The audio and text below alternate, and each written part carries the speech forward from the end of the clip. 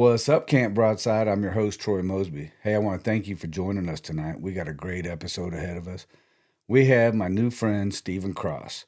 I met Stephen Cross in the KC area bow hunters page on Facebook, and he showed me a picture of a hammer of a buck he put down. So we thought we had to get him on here and hear the story of this buck. So not only are we going to talk about this buck, but we're going to talk about some big sheds, and we're going to dive a little bit deeper in there and talk about a fight for his own life that he's in. But it definitely makes each hunt mean a whole lot more to him. You know what I'm saying? So you want to hear that story. We thank him for being with us and telling us the story. But if you haven't liked and subscribed to our page, I'd ask you to do that, please. It just helps us to grow a little bit. You know what I'm saying? But without further ado, please help me give a big old Camp Broadside welcome to my new friend, Stephen Cross. Troy's talking about the 10-point miss. Swears it was close, but it don't sound like it. Brandon's grinning, bragging about his doe. Bartlett's spike, well, we all know it's blood trails and bucktails. Round the fire where the whiskey sails.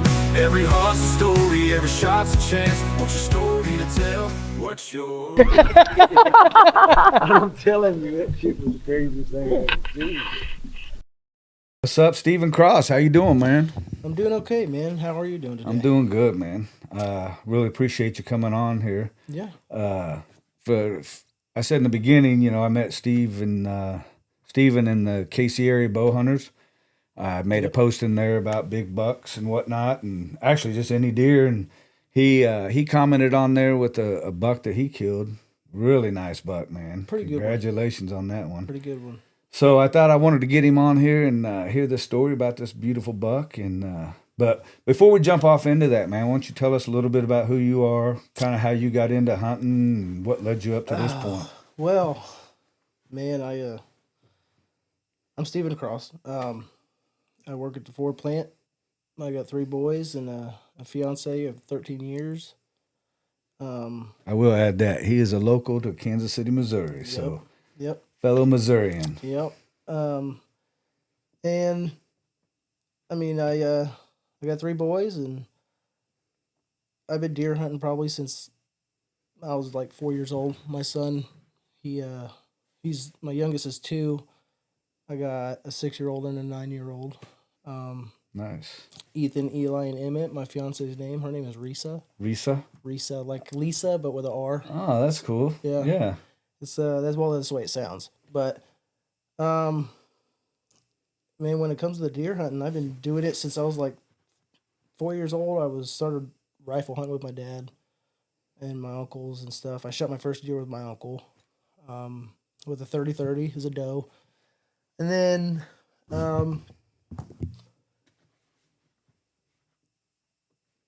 I quit really going up north when I was young. I didn't like the cold. And sitting there in rifle season, and I was too young to even appreciate it, really. But then I stopped, and I got back into it, and I was like 13.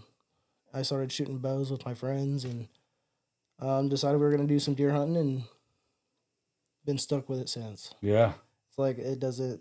Once you realize the difference between rifle hunting and bow hunting, there's like a different world. Man. It's huge. It's crazy how many times you actually hear that from people that bow hunt. You know what I mean? Because I used to rifle hunt. Mm-hmm. I've got a couple buddies that used to rifle hunt, and nothing against rifle hunting. I mean, I like rifle hunting. Yeah. But and it definitely takes skill. I mean, you got to, but something about having that beast. I mean, that close to you, and you're fixing to put a arrow in it is just crazy. You know what I mean? You can shoot a deer from 300 yards away. Yeah, which takes a skill. It does. It takes Yeah. good shooting skills, but you got to get this deer in 30 yards, 20 yards. You got to beat him. Yeah, you got to be able to see him breathing. Yeah, just so you can shoot him. yeah, and 100%. Yeah, it's a game.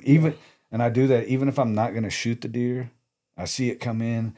It's still a game because I have to go undetected. So if that deer comes in and it doesn't detect me, I won. Yep. If I get detected and that little hooker blows at me, I lost, and I'm gonna put an arrow in her as soon as I can. And I don't care. I don't care what people say. If you can fool that big mature doe, if you can fool her, you'll fool any buck in the woods. Oh yeah, doe. I agree. Does are way. Yeah, they're more. I have found it easier to shoot a buck than a doe. Yep. If I go out doe hunting, I doe hunted the last few months of season And they moved on. yeah, I'm like, I can't even find them. You know what I mean? My cameras actually just started picking up maybe 2 weeks ago. After the rut was over, my cameras went dry. Yeah. And not even a buck, not a doe, not a coyote, some turkeys. Yeah. But I just started having them come back. Yeah. Mm-hmm.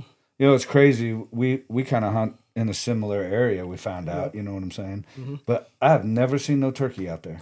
I've shot a lot of turkey out there. I have never seen, even in the off season, I'll dump corn and stuff just to see what's happening. No turkeys. They like me more. Yeah, they do. You're taking all my turkeys. I'm just you got to share from you. You got to share. Yeah. Come on, just send a couple. Like literally, probably not even 2 miles away from each other. Isn't that crazy? Yep. Yeah, no idea. It's crazy. Small world too. Yeah, isn't it? You never know how close you are to somebody. And the people we know and stuff, and that's one thing I love about the hunting community and doing stuff like this is that I've met so many cool people. You know what I mean? And then you meet people through their people, and it's like, and you find out it's really a small community. You know what I'm saying? It is, and everybody's cool. Yeah. I mean, most of them. Most people are just good people, and I've talked to so many people in the last year doing this.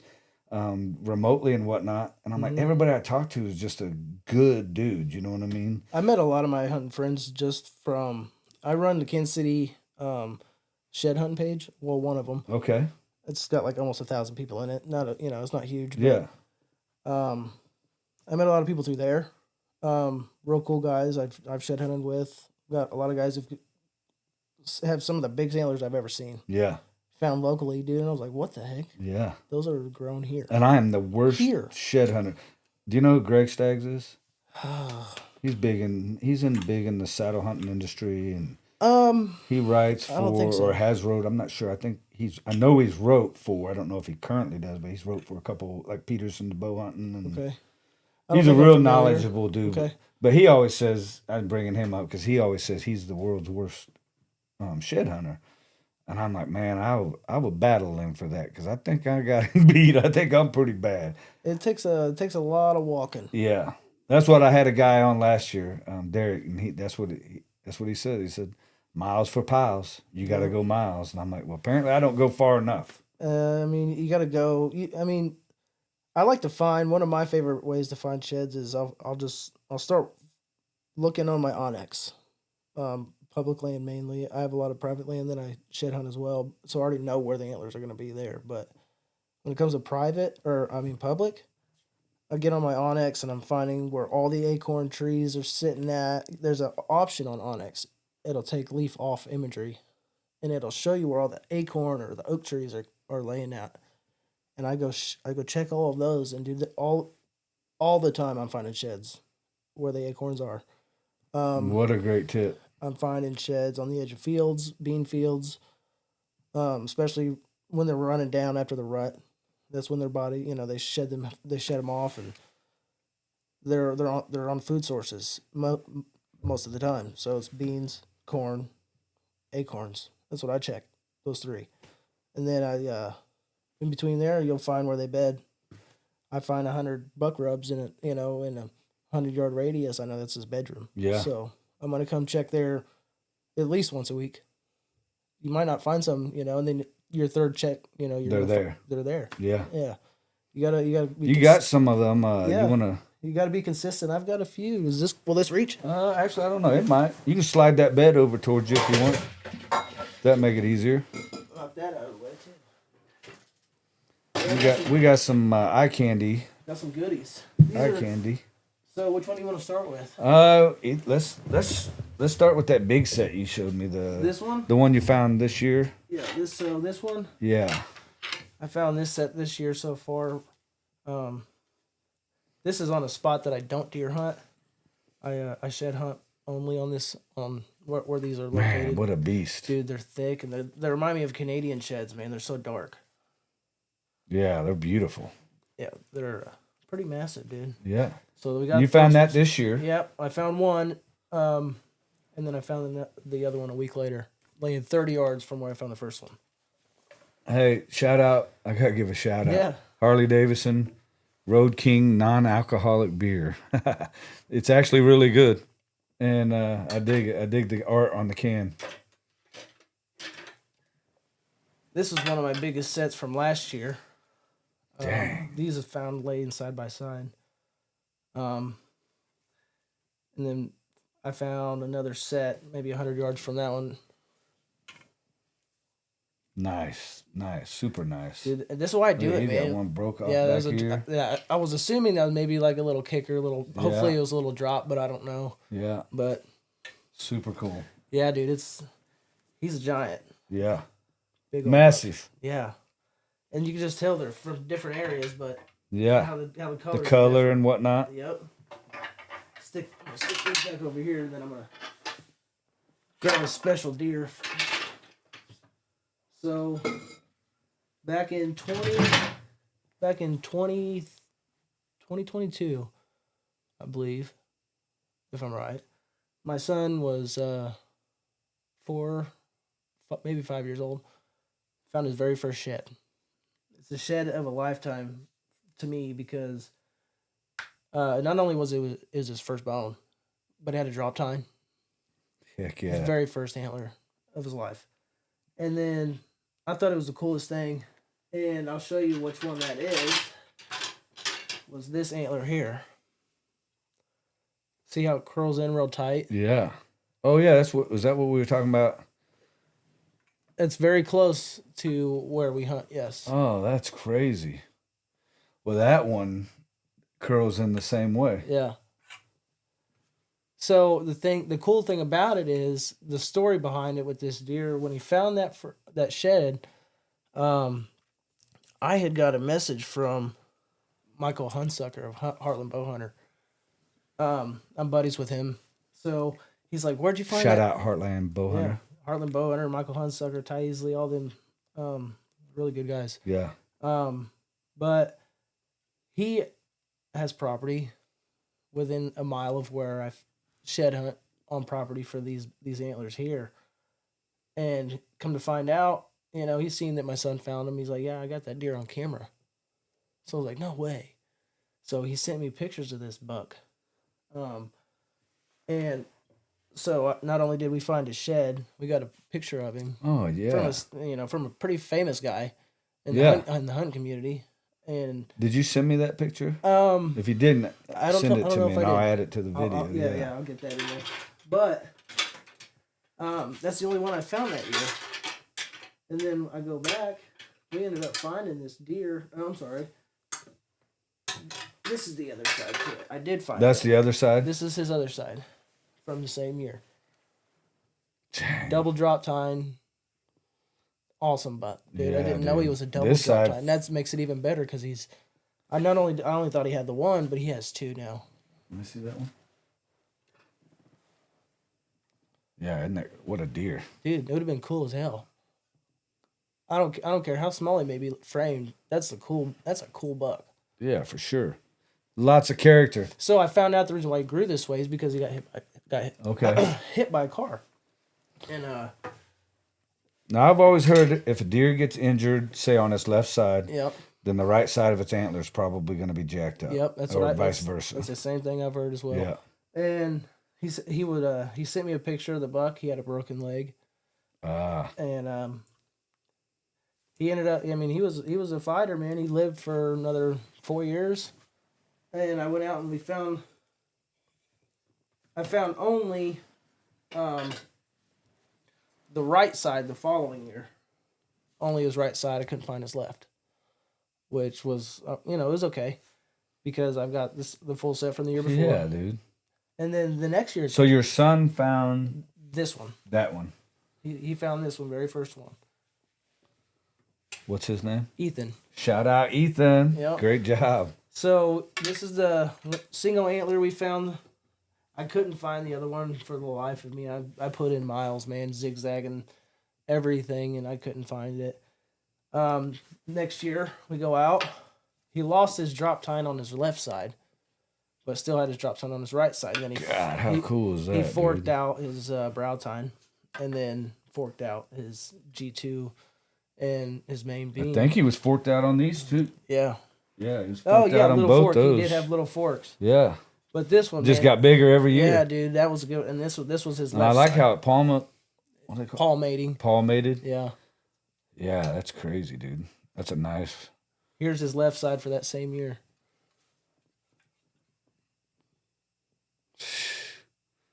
What a buck, man. It's crazy. And then, unfortunately, I didn't find his antlers last year.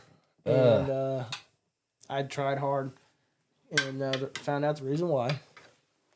So I go out when I found the second shed from the very first dark chocolate set I got this year. I got lucky and found out the reason why I didn't get his sheds last year. I found his dead head this year. Dang. So not only do we got the sheds on him, You got the dead head. I got the head now. Wow.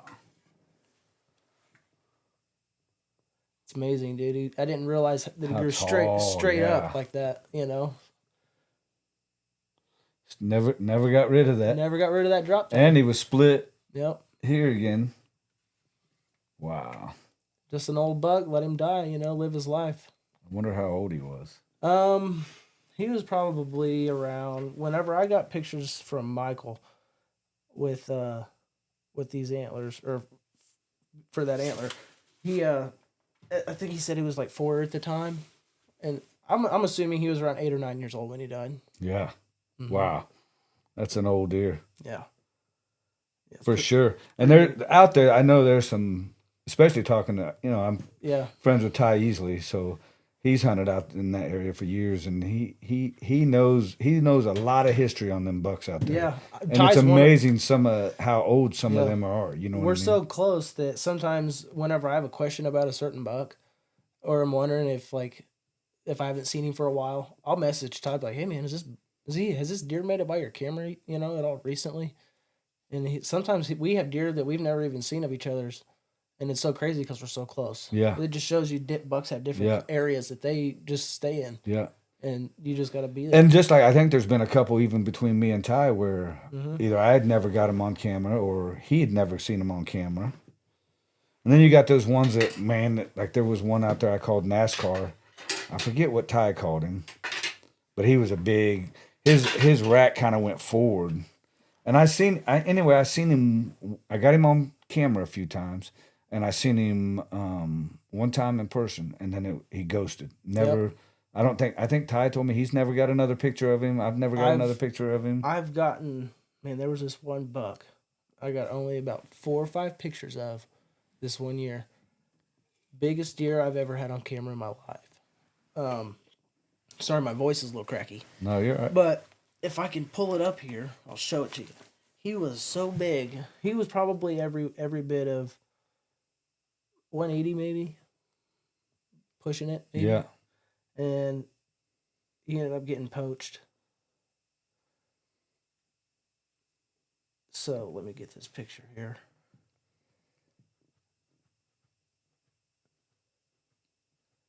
You're gonna freak out. This deer is so big, dude. Like, and is he out there in that same area? Yeah. Okay, that's what. Yeah. Like, you very well could have probably gotten a picture of him back then. Do you remember when Ty killed that monster a few years ago? It was like 16 points. The one in Kansas? No, the one in Missouri. Yeah. Okay, so I had pictures of this buck, and I was like, this was like the second year I was hunting out there, and I was like, man, I wanted that buck. Right. So I'm gonna leave it alone. I had a couple other places to hunt. I thought I'm not going to start hunting out there until it gets closer to the rut. Mm-hmm. So I hunted a couple other spots. Well, then I was going to hunt kind of towards the end of October. I was going to hunt out there. And like the week before I was going to go hunt, Ty killed that deer. Really? Was it on that same property? Yes. Oh, man. I was like, I was happy for him because he'd been watching this deer for years. You know what I mean? Mm-hmm. He knew all the history on the deer. So, it couldn't have went to a better person, but I got to be honest. I really wanted to shoot that deer. You know what I'm saying? That was a big deer. That was a big deer. That was a really big deer. I'd never seen a deer that big, I don't think. Yeah, and he smoked it, and I was like, oh my goodness, man. Yeah, he puts in some time. Yeah. He does. He does. So he knows what he's doing. Yeah, for sure. He knows. Especially when it comes to them food plots. That's why I listen to him. You know what I mean? When he talks, I definitely soak in the information. That's all. Yeah. Yeah. He's definitely knowledgeable. Yep. And I think all them guys from Heartland, from what I've heard, Ty's, I think, really the only one I've met.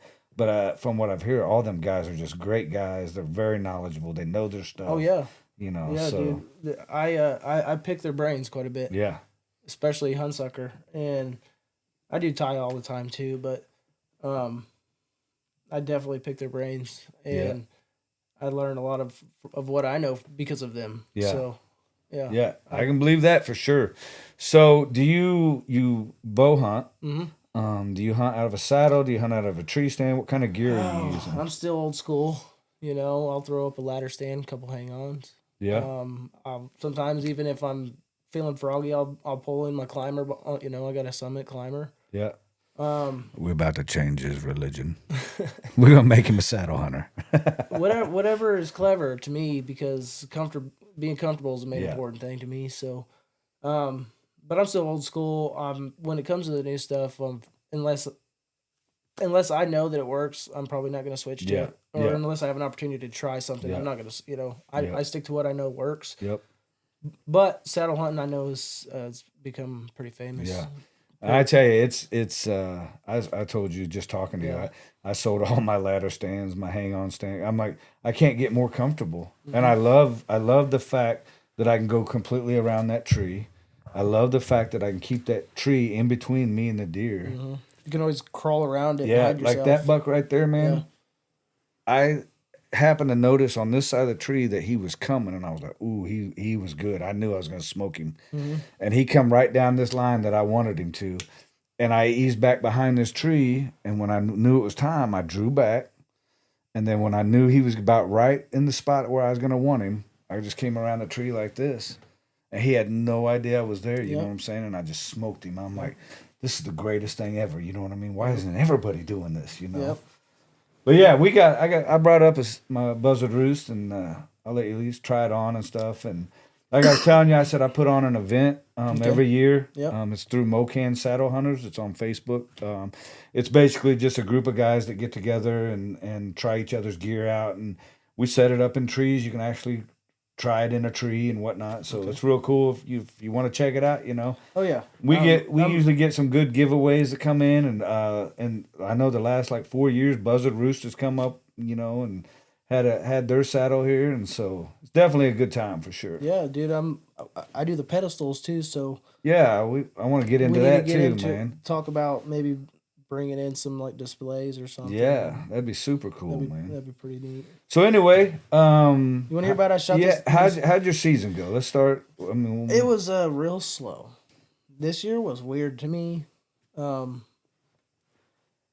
usually have quite a few decent bucks through the velvet, you know, April when they start to grow their antlers back, they start showing up. But I usually have, you know, at least 5-6 different bucks, okay bucks that I want to keep an eye on for the season, see what they look like. Man, I didn't have but maybe 2 or 3 decent little 125s for like literally September 22nd, I think, was on that video. Maybe wrong, but third week of September. The one you sent me. Yeah. Yeah. I got him on camera. Got the video of him. He was like, okay, now we're talking. Like, now we're talking. Yeah. I was so bummed. Yeah. Even I was like, man, I don't have nothing to even chase. Yeah. The season's already started. I don't have nothing I even want to shoot. I was like, I don't even want to hunt really. Yeah. You know, I don't have nothing to go for. You just keep going and going and. I mean, I do have something to go for because I'll harvest does for, you know, I harvest my does and fill my freezer, but then my buck. You like that potential. Yep. You know, there's something out here, and that's I know what I got, and I know what's capable of being here, and so I'm gonna just hold back because I've had it to where bucks didn't show up till November, you know, and I was bummed for like the first 2 months of season. Didn't think I have anything in there, and then boom, we got 3 giants in here. Yeah, you know, talking about we hunt in a similar area. Yeah. Last year, I felt like it was horrible. I wasn't getting nothing. I didn't see nothing. Not even like any kind of 3-year-old. You know what I mean? Yep. I was like, what is happening? Well, they were doing all that construction. Yep. And I think that somewhere along the line, it cut them off. Yeah. And did. actually, the buck I shot right over here. They say a buck has a home range of like 5 square miles or something, at least. That's not even in the. But in the past, it just seemed like there were several out there. Yeah. You know what I mean? Even if they weren't like bucks that I wanted to shoot at that time. maybe later in the season, I'm like, all right, it's your time. But Yeah. you know, you'd see a few of those, and I wasn't seeing nothing, and I was like, what you were talking about. I was just like, what is happening, man? Yep. This is depressing. I just Yep. keep going, and You just gotta just yeah, suck it up, and I mean that's what I say. Just suck it up, and yeah, just and you don't can't have a kill choice, nothing on the couch. That's right? what I say. So And the bottom line is, I like being out, so yep. it don't matter. I mean, it does. I always say, if I'm seeing animals, Hmm. I'm happy, If I man. see a turkey, that's worth my sit. Yeah, You know, I don't yeah. care. That's if I see now. If I go out there and I'm getting skunked, Yeah. now that'll get old quick. You know. One time I went out and I sat all day, and at the end of the day, it was starting to get a little dark, and I seen this woodcock, big old long, Uh huh. beak on him, just bobbing its way through the grass. Won't fly. He's walking, Yeah. and I'd never seen one before in person. I guess they're so rare to see, hard to find. Mm-hmm. And it was the coolest thing to me, and it was worth that whole day sit. Yeah. I don't care what kind. It was the coolest animal that I've never seen before Yeah. in my Yeah. day. That's where I am. Like when I see owls, Mm-hmm. I love that. I Watch love to them. hear Mm-hmm. them. I love them to fly in. You know what I mean? I'm like, Yep. man, they are so cool. Mm-hmm. For another time or whatever, I got a cool story about an owl. I'd have to tell you, man. Is I really love that. And, I own Broadside Camo, Yep. and I was always like, Osseo. I have a lot of respect for Osseo. They're a good company, and Joe Miles is a great dude. But they're kind of like their logo has the owl on it, and I'm Mm-hmm. always like, man, that's so cool. You know what I mean? I like owls. I was Yeah, I was thinking about getting an owl as a tattoo somewhere on me, yeah. as you I can see. love, and when I tell you the story, Yeah. you'll understand why I love them so Mm-hmm. much. But anyway, so you started off super slow. Yeah, man, and I finally seen this deer one time. That's it. Um, that first time I seen him, third week of September on camera, got the video. Didn't see him for about another month. Um, then I got a daylight picture of him, out of the blue, just boom, right there in the daylight, 4 o'clock, and it's like October something, and got that picture of him, and I got all excited again. I was like, he's back. He's freaking. I literally begged my fiance let me hunt the next day. Mhm. I said, he's there. He's daylighted just now. I got to be there tomorrow. That wind is supposed to be the same south wind that I need for him, for my stand actually. And he was there 4 o'clock today, and I could have been there, but I wasn't. But I got to hunt tomorrow. She's like, okay, go get him, whatever. Didn't get him. He didn't show back up. So I thought he was gone. I thought he was probably 2 counties over by now, chasing the next hot doe. It Yeah. was coming into late October. Some of them are going into estrus, and bucks are moving everywhere. And I got into the stand. It was a perfect day. It was a little chilly, but it was supposed to warm up later in the day to about like 40 some degrees. I don't know, but as soon as it started to get daylight, I started looking around. Didn't see much, and started banging the horns together. As soon as I started, I was literally like maybe 15 seconds into rattling, and this little baby buck, he's like a little fork, comes running out in front of me. Stops, and I immediately put the antlers down. I was like, all right, I can't do nothing now. Wait till I was going to let him walk off. So I'm watching him walk off to my left, and he stops, and he looks over to his right, and then he like trots off, the opposite way. And I was like, what was that for? What spooked him? So I Yeah. pulled out my binos, and this tree is shaking, going crazy, like he was trying to shake apples off of it. And he stopped moving, and I start to see a body walking through the bush. Well, it wasn't really bush, but it was a lot of vegetation between me and him. Yeah. And How many yards was this about at this point? At this point, he's probably 50, maybe 55. Okay. He stops, and I can tell he was just what he was doing. What in my mind, he's like, okay, I just heard fighting. This buck just came running off this way. There's a buck up here. I'm going to fight him now. Yeah. He won, ran him off, so I'm going to go run him off. Mm-hmm. That's what I'm sitting here thinking he's thinking. Right, because he's heard him fighting. And he had proof of another deer running off after the fight. Yeah, so that was a perfect scenario, It was honestly. like a perfect scenario. Yeah. And so he comes walking in, his ears all tucked back, stiff bow-legged, walking like it's a statue, all bristled up, dude. It's so cool to watch. Yeah, I love that. And dude, he was so close. He was 20 yards when I shot him, but it was cold. I could see the steam coming out of his nose. I could see the saliva dripping off his mouth. It was he was rutted. He was ready to fight, and isn't that crazy, man, dude? Just to see that, dude, my heart was insane. I was like, man, I'm about to have a heart attack. I'm gonna pass out. Yeah, this deer, I didn't, he was a big buck. I mean, he scored 150 inches. I don't have him officially scored, but he's roughly 150s. Low 150s, and he just happened to keep walking, and I was like, God, there was a tree right where he stopped, blocking his vitals, so I had to wait because all I could see was his butt and his head, and I was like, I just need to take two more steps, so I drew while he's behind the tree, and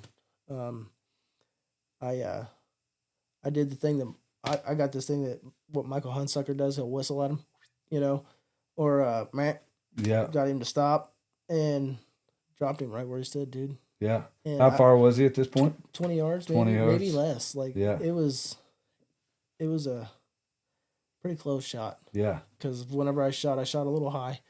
So when he dropped, I double lunged him, but I still my blade was a G5. Did he run off at all? Or he didn't run. No. Nope, he just dropped. I had the G5 Mega Meats. I still got his lungs, the top of his lungs.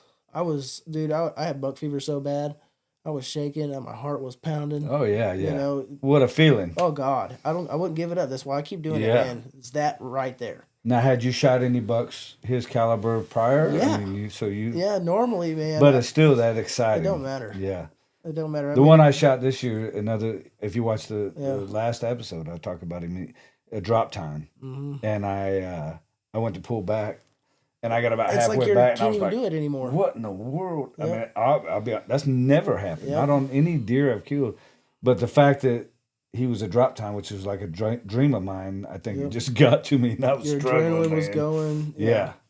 It's a hell of a feeling, dude. He didn't go nowhere. He dropped right there. Dropped. Easy trap. And the cool thing is the other guy that was hunting that deer, they got him on camera too.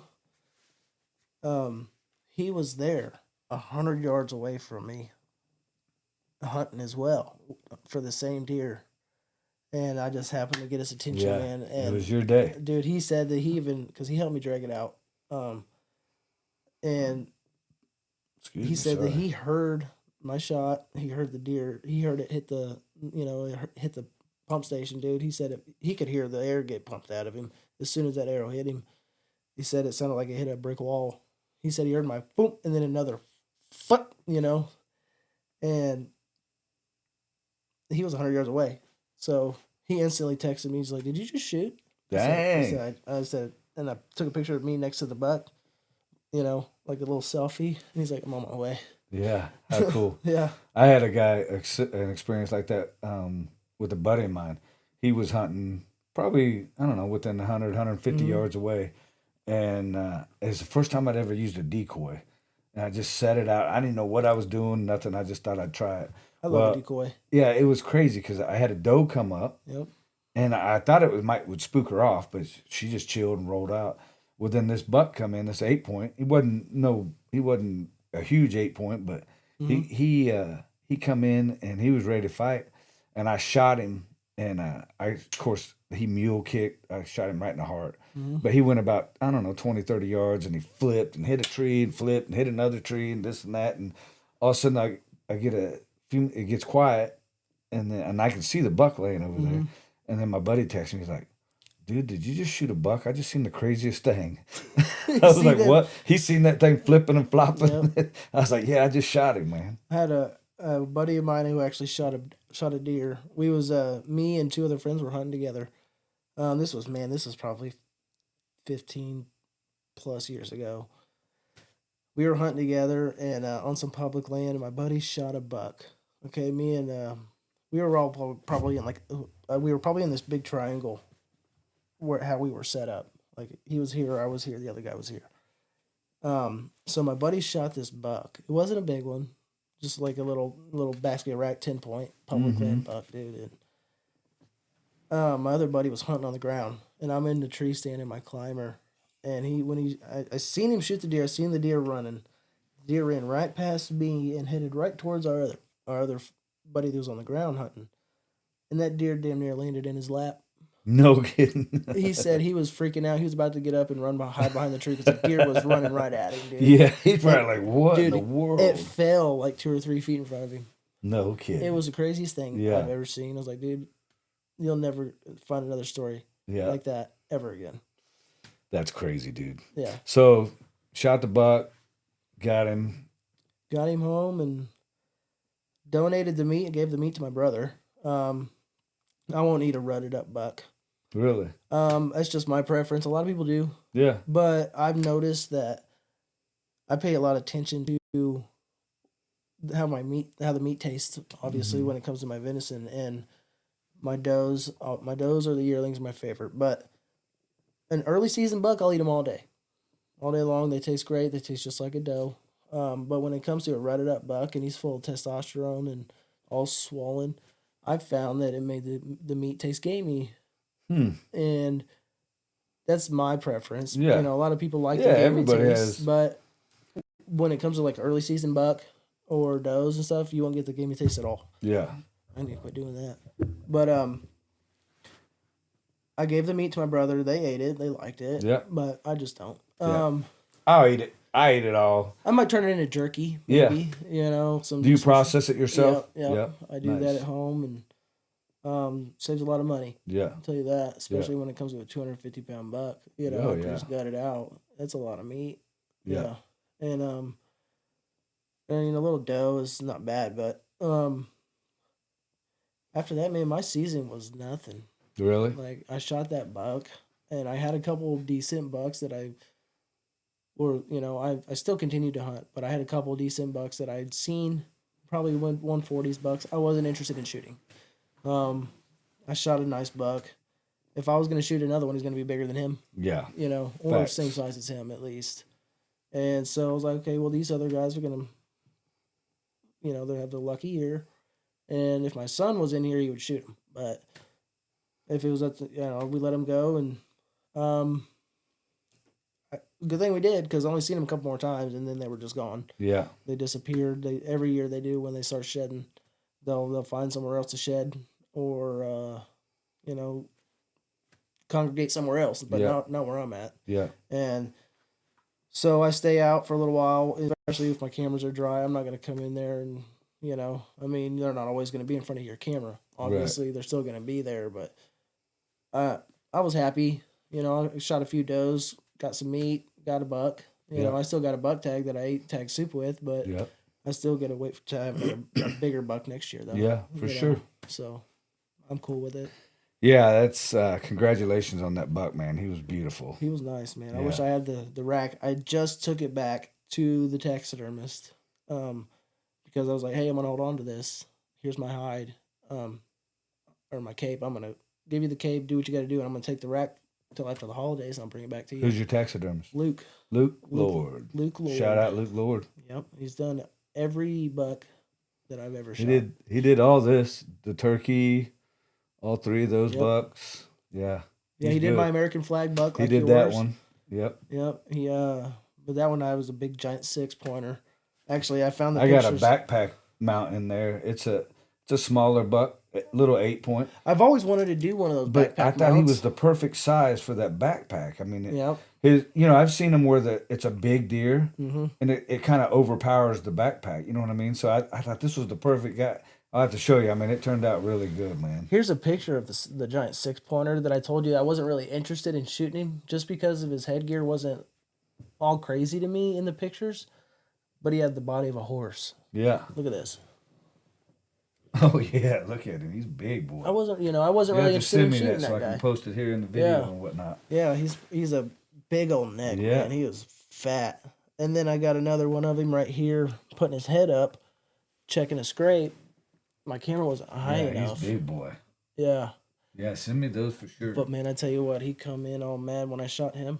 He come in all mad, almost the same way. Right after doing some rattling sequences, he was mad.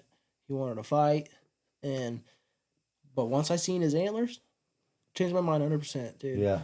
Like he is way bigger in person. These cameras do no justice for none of these deer.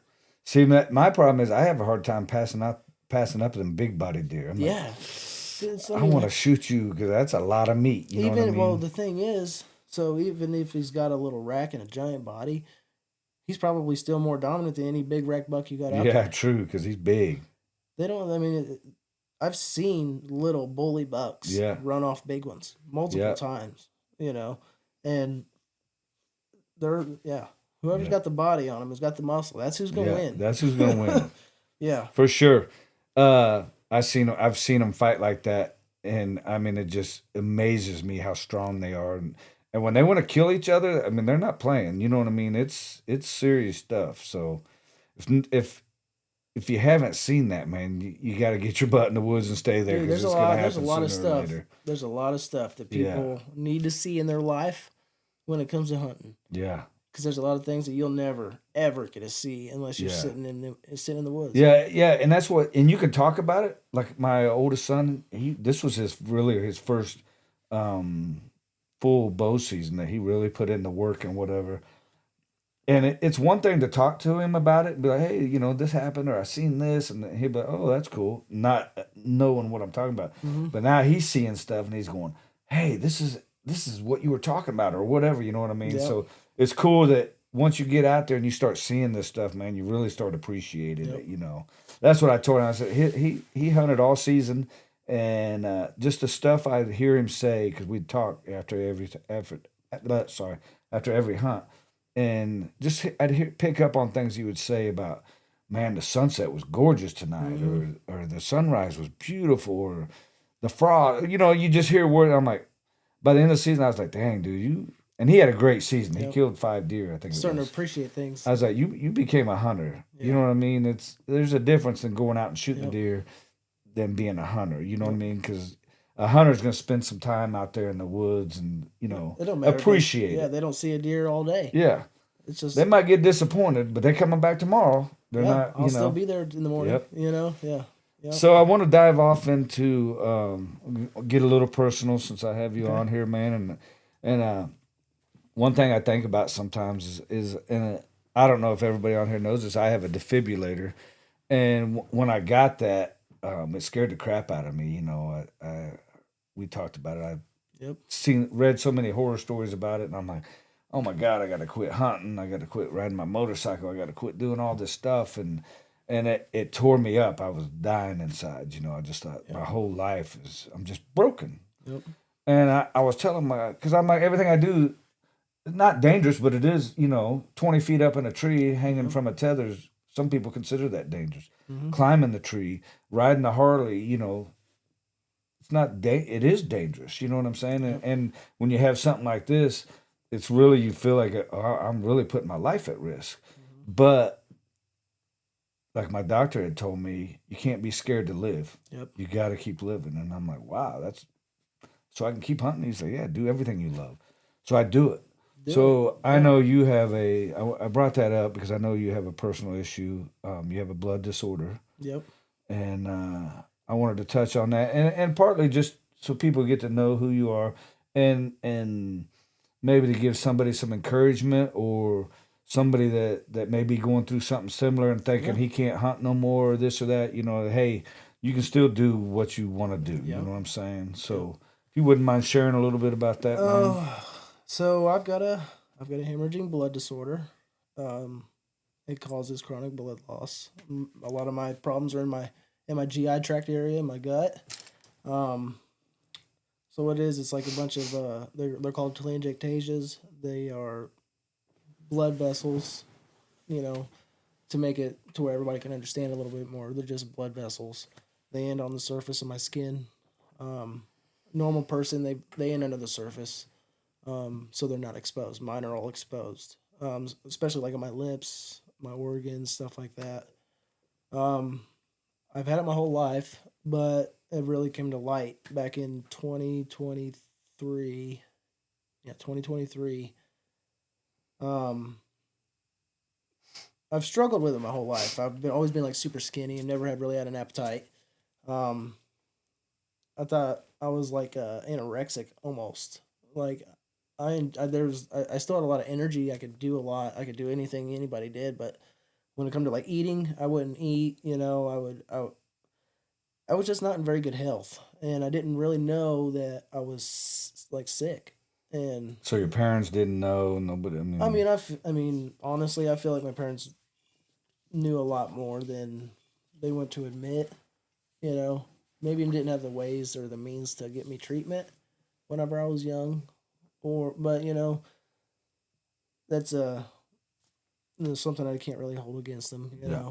But I'm doing what I can now to help my son because it actually we found out my son has it. Oh wow. I passed it down to my son. My middle son don't have it. I still got to get my youngest son tested, but um, what it really happened was to make it to where I started getting treatment for it. Is I was at a theme park here in Kansas City, Worlds of Fun, with my son. We got on the ride. Um, Started spinning real fast, stuck you to the wall. A lot of G forces, by the time the ride was done, well, in the middle of it, I did feel a little of like a cramping pain in my stomach. I was like, whatever, I'm spinning, Right. whatever. I'm not young anymore. I'm getting old. I probably can't do this no more. I can't handle it at least. Yeah. But All the spinning. yeah, I was definitely spinning.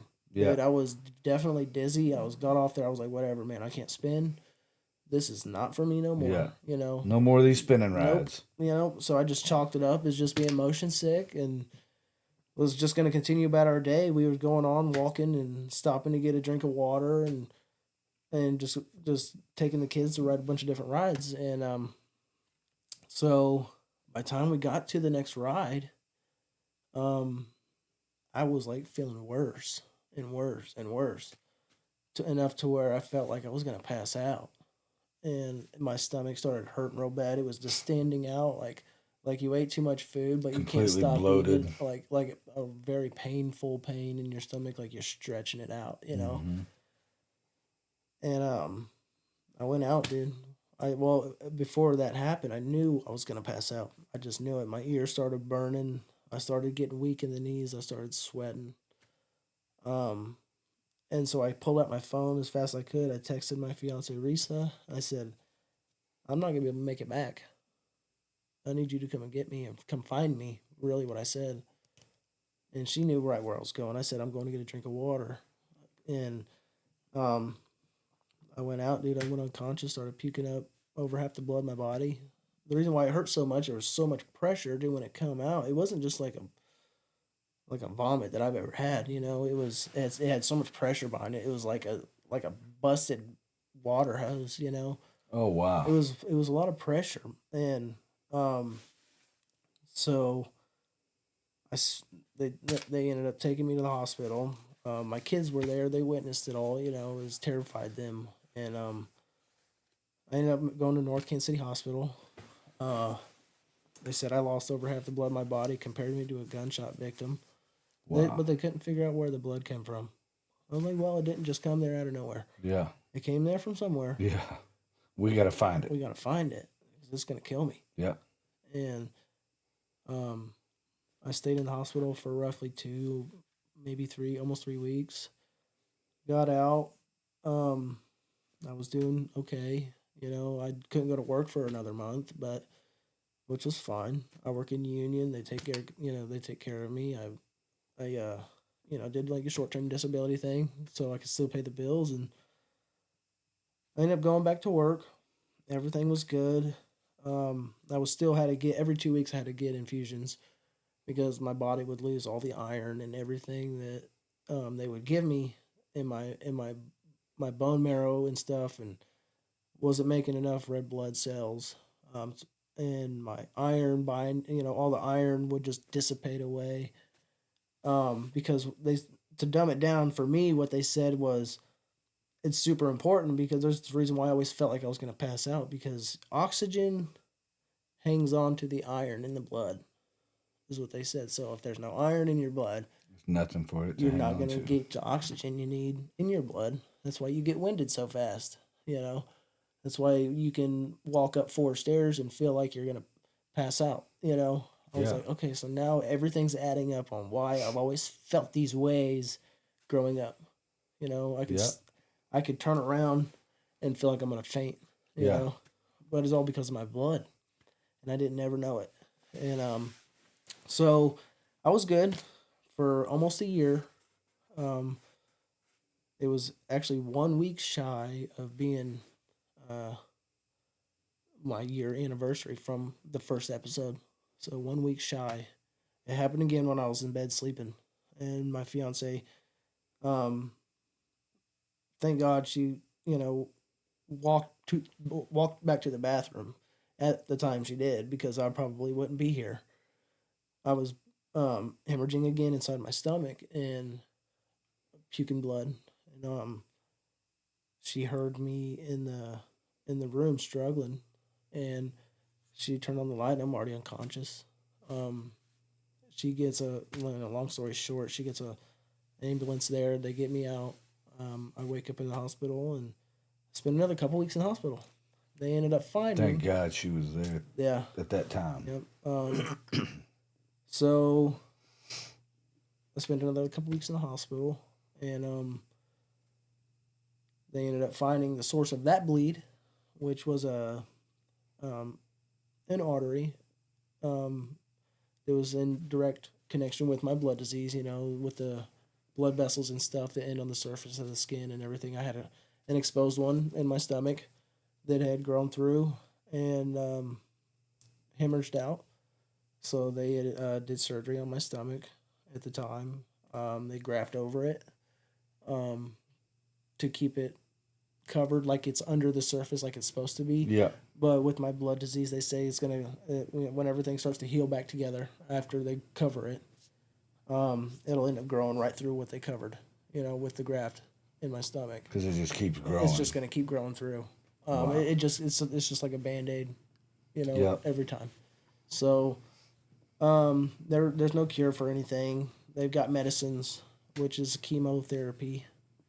And you're currently Yeah. doing chemo. Yeah, I'm actually. They make me take a break for a while because it's so harsh on me.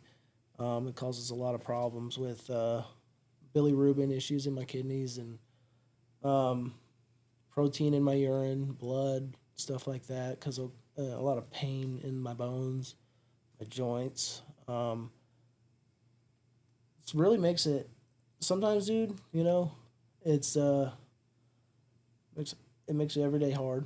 I Yeah. ain't gonna lie to you. Yeah. I ain't gonna sugarcoat it, you know, for nobody. Right. But I still get up. I do what I have to do. You know, I got three beautiful kids and a wife that rely on me every day. And you know, just I told them it's like I've got my life. You know, if anything ever does happen to me, hopefully it don't. You know, I love my family and I love being here. Yeah. You know, I wouldn't trade it for the world, but you know, this is what God gifted me, and it's what I've got to deal with. So, if one day it does take me, then you know they're going to be taken care of. You know, Yeah. so Hopefully it's a long time. I hope it's a long ways away. You know, hopefully I don't have to be on this chemotherapy for the rest of my life. But from here on out is what I've got to do. Yeah. And I don't see an end to it yet, but it does help a lot with controlling the bleeding. Yeah. But like I think you told me earlier that it's, there's a trade-off. Yep. You got the chance of dying, choking up on your own blood, basically. Yep. Or you could do the chemo that will help that to ease up, but now you've got more pain in your bones. It's like you wanna risk dying and hemorrhaging out, Or deal or with do you the want to be pain. in a little bit of pain? You got to take the pain. I'll be in pain all day. Yeah. You know. And what's cool is you still do what you love. I mean, you're still out there getting in a tree. You're still out there shed hunting, walking the miles for piles, and doing stuff with your kids that you've told me about, and your fiance and whatnot. And man, I give you the utmost respect, because I know that there's days that it ain't easy. It can't be, you know what I mean? There's days where, man, I can't even barely get myself out of Yeah. bed, but But there's a reason you're here. there's a reason why I do it, and I don't have a choice. I don't have a choice at all. I got people that rely on me, and there's a lot of people out here in the same shoes I'm in. Yeah. And I know they are. Yeah. And unless you've been in their shoes, it's hard to understand. Yeah. Yep. So 100%. it's hard, but you know what? If I let it get to me, and if I let it depress me, I ain't gonna lie, there's depressing days. But that's what shed season's for. I got something to look forward to. Me and Clear my your fiance mind, every year, her birthday's in March. We go snagging, and we catch a giant spoonbill. Yeah. I make sure I make sure I'm good enough to go. Yeah. And to be able to take her. I make sure I'm healthy enough. Well, may not be healthy enough, but I can. If I'm sitting at home, I got the strength. If I'm sitting at home being lazy and letting it just take a toll on me and just being, just. So, like You're self-pity. Yeah, I'm not going to self-pity myself at all. Not comparing like my defibrillator to that, but No. I went through a self-pity where I it's did the at end of the beginning. world, you know what I mean? And that's nothing compared to what you deal with. I'm just saying that I did in the beginning, you too. have choices to make. You got choices, and you can either choose to sit there and do nothing and let your body just break down and make it. If you sit on the couch all day, It's gonna definitely your it's gonna joints break are down really faster. Gonna, Yeah. you're not gonna be able to move. Yeah. You get up and walk, keep them joints loose. It might hurt for a little bit. Take a Tylenol. Yeah. You But it helps your mind. It's got to help your mind. It helps me a lot. Yeah. It helps me not really think of everything bad. Yeah. Everybody's got bad things going on in their life. Yeah. And some of them are different kind of bad, but they're bad. They're bad to them for sure. There's things that that I do to make sure that I can turn that bad into good. I'm gonna go look for sheds today, or I'm gonna take the boy. We're gonna go snagging with my wife, or I just bought a new camper because my kids are to the age to where I want to take them rifle hunting. You know, I ain't gonna lie, I don't hate on the rifle hunters. No. I do a lot of bow hunting. That's mainly what I do. But my son is very interested in rifles. Yeah. And so we got a camper. I can take my whole family up north. We can camp for the weekend and deer hunt. Yeah. And I just want to make sure that the things that I wanted to do as a kid, my kids are gonna do. Yeah. We're doing it. Yeah. Because I missed out. Yep. Hey, if I can make it to where my kids don't miss out, do it. I'm doing it. Yeah, mad respect, dude. I mean, you deal with a lot on a daily basis, and I can only imagine how your mind goes sometimes. And I'm just super proud of you. This just makes me think, dude.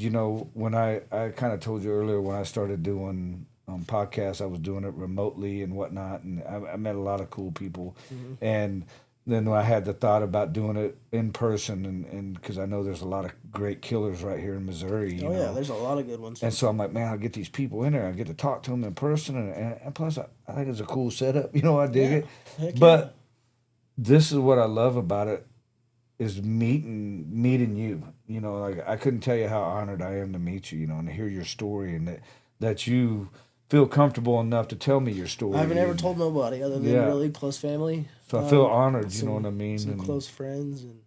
And there's people on my Facebook that know that I'm going through chemo, stuff like that. But I've never really gotten into in-depth with anything with nobody other than if you're close to me, Yeah. It's just the way my family always has been. And, you just don't put too much information out there for the wrong people. Yeah. So 100%. This is the first time I've ever really went public with it, and actually talked about it. Yeah. But hopefully it'll reach someone's ears that it needs to. Just know that no matter what, man, and there's a way, there's a will, there's a way. Yeah.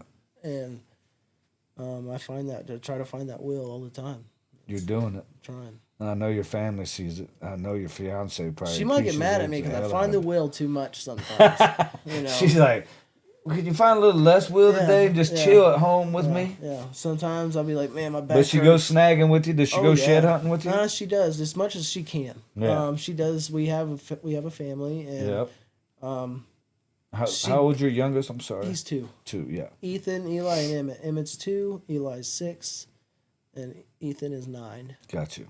Yep. And we just actually had a foster baby. We fostered her sister's baby for the last 15 months while they got their life together. Oh, nice, man. So we had to take that baby home from the NICU after she had it. How are they doing now? Everything. So far so good. They actually just got 50-50 custody of him this last week. Gotcha. So we've had him for the last 15 months. That's got to be hard. It was a little difficult, especially for the wife, the fiance, and it was her sister's, baby, but she grew a bond with that baby. Yeah. And my kids grew bonds with that baby. Yeah. And especially Emmett, he's 2, so he grew a bond with him. He thought it was his brother. Yeah. But it's not like they're not going to see each other again. Right. But it's something they don't understand right now, but we just didn't want that baby to go somewhere where we want it to go somewhere where it's going to be loved. That's all. Yeah. So we said, bring them on. Yeah, that's awesome, man. Bring them on. You guys are good people, man. It just get your life right, and that's all. And they're doing it, and as long as they're doing it, more power to them. Yep. I mean, you might have to, put your foot in their butt a little bit, but hey, we all need it sometimes. Sometimes, you need it. You need some more than others. A little kickstart, a little reminder. Yeah. But.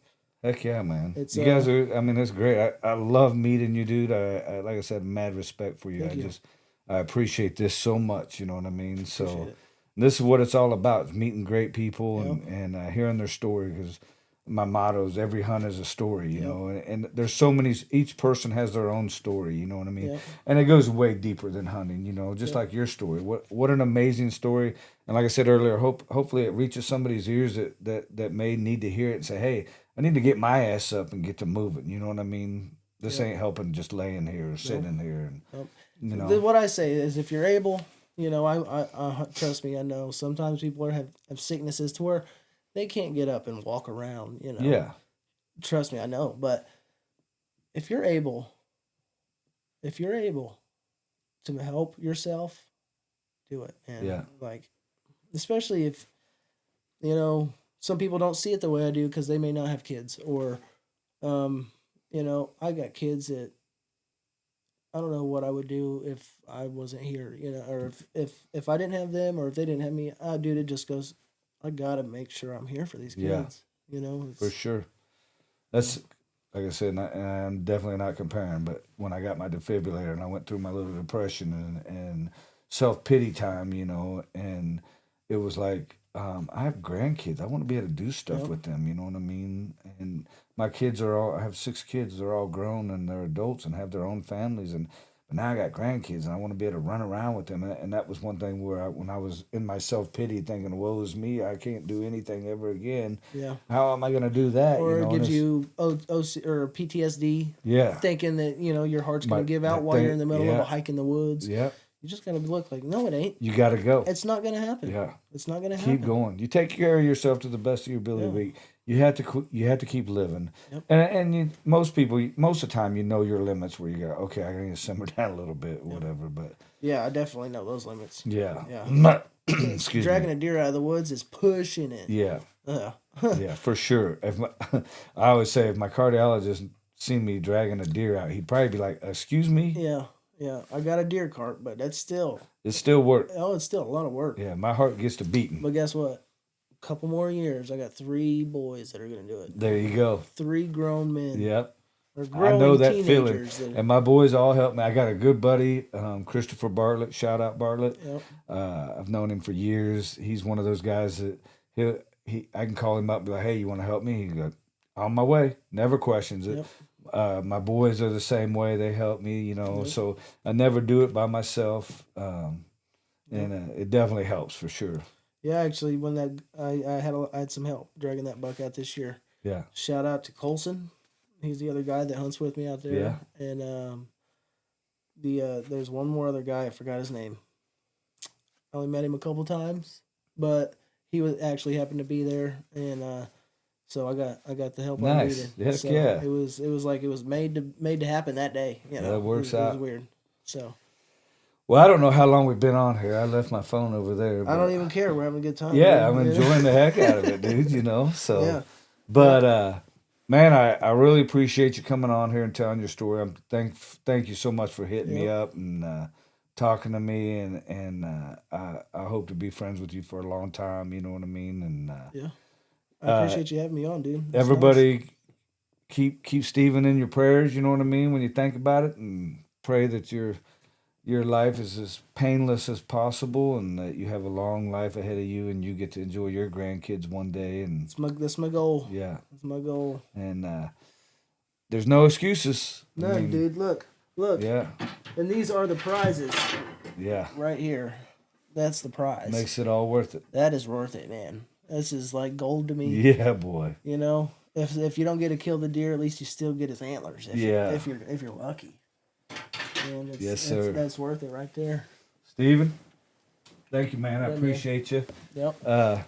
Thank you all for tuning in, and I hope we were entertaining to you, and I hope you picked up maybe some tips and tricks and maybe some life lessons, you know what I'm saying, along the way. And I want to just really appreciate y'all tuning in and hope you enjoyed the show. I'm going to put that little video you sent me of that buck, I'm going to add it right here on the end, and so people get to check him out. Yeah. Yep, he's a good buck. Yeah. Yeah, you guys will see him at the end of this video. Yep. So thank you all again. Make sure you hit that subscribe button if you haven't already done so. And as always, blend better and hunt harder. See y'all.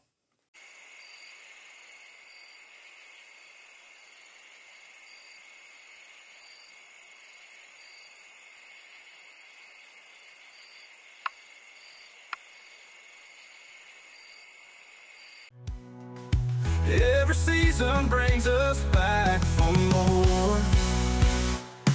It's blood trails and bucktails round the fire where the whiskey sails. Every heart's a story, every shot's a chance. What's your story to tell?